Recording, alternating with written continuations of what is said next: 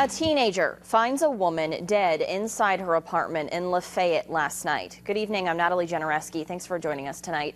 Now, state investigators are involved in that woman's death. NewsChannel 9's ALYSSA SPIRATO joins us now with more on that story. ALYSSA. NATALIE, Lafayette Police say a maintenance worker went to the woman's home Friday to fix the water in her apartment. He sent his teenage son back over the next day to make sure everything was okay. That's when they say he found Middleton lying in a pool of blood and called police. A little more than 12 hours after 46-year-old Frances Middleton is found dead inside her South Main Street apartment, crime scene tape and police still fill the area, leaving nearby neighbors on edge. I'm kind of surprised about what's going on, especially this close to where my kids play.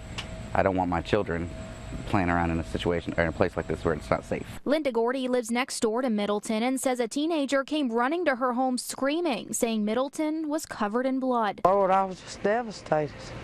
I could not believe nothing like that.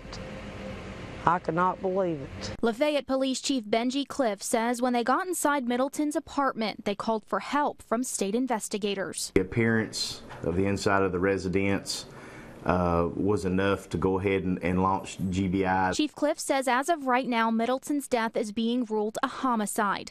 But he says that could change because he says Middleton had an extensive medical history. We do have some contributing factors that could possibly lead us away from a homicide, but the way the scene was found and the situation that the scene appeared to be in, we're going to keep working it as a homicide. Now, Chief CLIFT says they've interviewed the teenager, but have no reason to believe he's a suspect. They've also interviewed Middleton's estranged husband, but say he hasn't lived at the South Main Street home in years and also believe he isn't involved. Chief Clint says they'll have to wait for the autopsy to determine exactly how Middleton died.